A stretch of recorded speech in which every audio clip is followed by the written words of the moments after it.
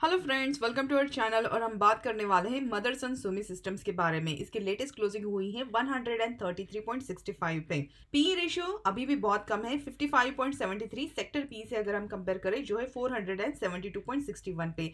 आज ही इसकी बहुत ही बड़ी न्यूज आई है। चलिए न्यूज बात करते हैं। 23 नवंबर 2020 में मदर सुमी ने ऑलरेडी बताया था कि प्लाई स्कीम के रिलेटेड ये जो कंपनी है बहुत ही एक्साइटेड है और बुलिश है इंडिया के मैन्युफैक्चरिंग अपॉर्चुनिटी के लिए। और देखिए यहाँ पे जो प्लाई स्कीम थी, गवर्नमेंट ने जो यहाँ पे डिक्लेयर की थी, उसके लिए ऑलमोस्ट 100 से भी ज्यादा कंपनी ने अप्लाई किया था। लेकिन अभी जो लिस्ट है जिसके लिए गवर्नमेंट ने अप्रूवल दिया है वो लिस्ट आ चुकी है और उसमें 95 ऐसी कंपनीज है जिसको गवर्नमेंट ने प्लाई स्कीम के अंडर अप्रूवल दे दिया है और उसमें से एक है मदरसन सुमी। तो चलिए, बहुत अच्छी न्यूज है मदरसन सुमी के लिए कि इसको अभी प्लाई स्कीम का जो बेनिफिट है वो मिलेगा। गवर्नमेंट का जो यहाँ पे टारगेट एस्टिमेट था वो था 42,500 करोड़ का आने वाले 5 सालों के लिए। लेकिन इंडिया ने अभी बहुत ही अच्छे सक्सेसफुली यहाँ पे अट्रैक्ट किया है प्रपोज इन्वेस्टमेंट 74,850 करोड़ का। और प्लाई स्कीम जो है यहाँ पे टॉप 10 जो फर्म्स है उनको अप्रूव है, उसमें एक है मदरसन सुमी। इसके अलावा और भी है जैसे कि Tata Motors, Maruti Suzuki, Hero MotoCorp,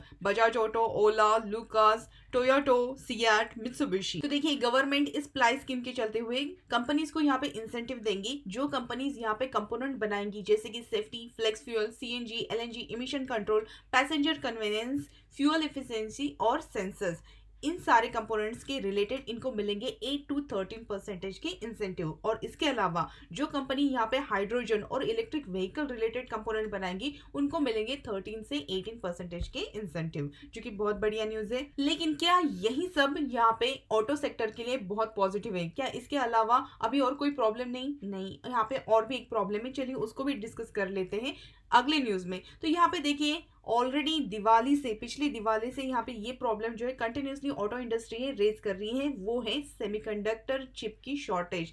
जी हाँ, यहाँ पे कंटिन्यूसली सेमीकंडक्टर जो चिप है उसकी बहुत ज्यादा किल्लत आ रही है मार्केट में। दिवाली में जितने सेल्स होने चाहिए थे ऑटो इंडस्ट्री के वो हुए नहीं है। कोविड के चलते हुए यहाँ पे ऑलरेडी जो सेमीकंडक्टर चिप का जो सप्लाई था वो यहाँ पे कम पड़ गया था और उसी की वजह से यहाँ पे कंपनीज की इंडस्ट्री की ऑर्डर बुक जो है वो तो बहुत स्ट्रांग है लेकिन सप्लाई ही नहीं हो रही है। तो उनकी वजह से यहाँ पे इनके सेल जो है उसके ऊपर बहुत ज्यादा प्रेशर आ रहा है। और अभी जो रशिया यूक्रेन का जो वॉर चल रहा है, ये सेमीकंडक्टर चिप का जो शॉर्टेज है वो और एग्रीवेट कर देगा।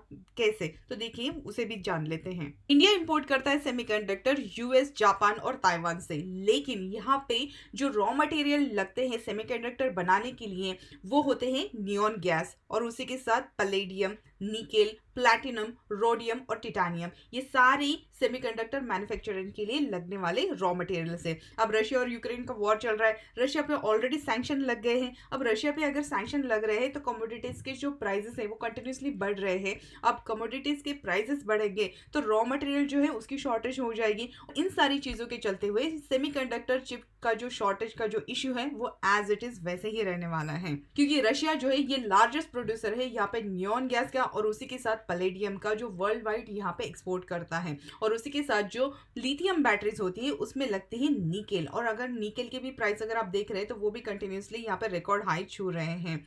तो इन सारी चीजों का यहाँ पे सेमीकंडक्टर चिप की शॉर्टेज पे बहुत बुरा असर होने वाला है। अब यहाँ पे इंडिया क्या करेगा? तो देखिए, यहाँ पे अगर हमें लॉन्ग टर्म के हिसाब से देखना है तो देखिए, इंडिया जो है यहाँ पे ब्रिलियंट R&D टैलेंट है चिप डिजाइन और मैन्युफैक्चर के लिए। और यहाँ पे आत्मनिर्भर भारत का जो हमारा एजेंडा है उसी के चलते हुए हमारे पास एक ही ऑप्शन बचता है कि हम अपने ही कंट्रीज में यहाँ पे चिप जो सेमीकंडक्टर चिप है उसको प्रोड्यूस करें। ऑलरेडी यूनियन गवर्नमेंट ने यहाँ पे अप्रूव किया है 76,000 करोड़ का प्रोडक्शन लिंक इंसेंटिव, जहां जिसके चलते हुए ये बूस्ट करने वाले हैं सेमीकंडक्टर और डिस्प्ले मैन्युफैक्चरिंग की जितनी भी कंपनीज हैं उनको। तो देखिए, ऑलरेडी हमारे पास भी सेमीकंडक्टर इंडस्ट्रीज हैं जो यहाँ पे प्रोडक्शन करती है और उनको बूस्ट करने के लिए यहाँ पे ऑलरेडी प्लाई स्कीम गवर्नमेंट ने दे दी है। अब यहाँ पे ऑलरेडी R&D चल रही है कि किस तरीके से यहाँ पे ऑटोमेटिव के लिए जो यूज होती है वैसे वाली सेमीकंडक्टर जो चिप है वो कैसे प्रोड्यूस की जाए। उसके लिए थोड़ा टाइम तो जरूर लगेगा लेकिन कुछ ना कुछ सोल्यूशन जो है वो जरूर निकल आएगा। और अगर हम यहाँ पे 15 सितंबर की न्यूज देखते हैं तो यहाँ पे भी उन्होंने बताया था कि Motherson Sumi expect semiconductor shortage to last 2 to 3 quarters more. मतलब यहाँ पे अभी भी जो सेमीकंडक्टर चिप की शॉर्टेज है उसका पेन अभी भी चल रहा है। अब ये तो न्यूज़ पे डिपेंड करता है कि कब इनका जो सेमीकंडक्टर चिप का प्रोडक्शन हो जाएगा और ये ऑटो इंडस्ट्रीज़ के लिए अवेलेबल हो जाएगा। तब तक के लिए ये जो डिफ़िकल्टी है ये सारे ऑटो इंडस्ट्रीज़ को फेस करने पड़ेगी। अब हम देखते हैं यहाँ पे मदरसन सुमी के फाइनेंशियल 2018 से लेके 21 तक यहाँ पे टोटल रेवेन्यू में तो बढ़त हुई है, लेकिन इबिटा जो है यहाँ पे कम हुआ है, उसी के साथ घट गया है हमारा नेट इनकम और ईपीएस वैल्यू भी यहाँ पे डिक्रीज हो गई है। टोटल प्रमोटर होल्डिंग है 68.16, जहां पे कंपनी का प्लेज है 7.62% का, म्यूचुअल फंड 7.40, डीआईआई 2.54, एफआईआई 10.78 और रिटेल यहाँ पे 11.13% की हिस्सेदारी लेकर चल रहे हैं। कंपनी की स्ट्रेंथ की बात करें तो यहाँ पे बुक वैल्यू इंप्रूव हुई है लास्ट 2 साल से। एफआईआई ने यहाँ पे अपने जो शेयर होल्डिंग है वो इंक्रीज की है, लेकिन वीकनेसेस अभी भी बहुत ज़्यादा है, जिसमें आरओसीई, आरओई, आरओए लास्ट 2 साल से डिक्रीज हो रहे हैं और उसी के साथ इनका जो net profit margin, net cash ये भी डिक्लाइन होते हुए दिखाई दे रहा है। क्वार्टरली रिजल्ट में यहाँ पे रेवेन्यू भी फॉल होते हुए दिखाई दे रहे हैं, वीक परफॉर्मर है, प्राइस में भी जो वीक मोमेंटम यहाँ पे दिखाई दे रहा है। रिटर्न रेशियोज की बात करें तो आरओई 8.27 है, आरओसी 6.16, आरओए 2.16। अगर हम यहाँ पे सीएजीआर की बात करते हैं तो वो भी लास्ट 3 साल का -26.13 यहाँ पे दिख रहा है, जो कि निगेटिव में है अभी। अगर हम यहाँ पे मदरसन सुमी के टेक्निकल चार्ट की बात करें तो यहाँ पे वीकली चार्ट ओपन किया है और जैसे कि आप देख रहे हैं ये जो स्टॉक है इसने डबल टॉप का फॉर्मेशन किया है। डबल टॉप फॉर्मेशन के बाद यहाँ पे बियरिश मोमेंटम दिखाई देता है और वही हुआ है। यहाँ पे ये जो 260 का जो रेजिस्टेंस है ये क्रॉस नहीं कर पाया। बहुत बार यहाँ पे उसने रेजिस्टेंस क्रॉस करने की कोशिश की, लेकिन भारी गिरावट के साथ यहाँ पे 133 के लेवल्स दिखाई दे रहे हैं। अगर ये जो लेवल है ये भी यहाँ से ब्रेक होते तो उसके बाद यहाँ पे जो नेक्स्ट सपोर्ट है वो है 90 के आसपास, क्योंकि यहाँ से उसने एक बहुत अच्छा पुल बैक दिया है। तो यहाँ से अगर गिरता है तो 90 के आसपास हमारा जो सपोर्ट है वहां से ये पुल बैक देते हुए दिखाई दे सकता है। तो जब तक ये स्टॉक है हमारा यहाँ पे जो 200 मूविंग एवरेज है इसके ऊपर यहाँ पे ट्रेड नहीं करता, तब तक स्टॉक में यहाँ पे स्ट्रॉन्ग मोमेंटम या फिर बुलिश रैली यहाँ पे नहीं दिखाई देगी। स्टॉक जो है ये अभी भी वीकनेस दिखा रहा है।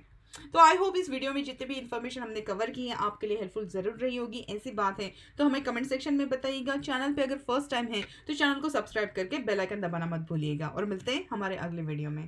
Thank you so much.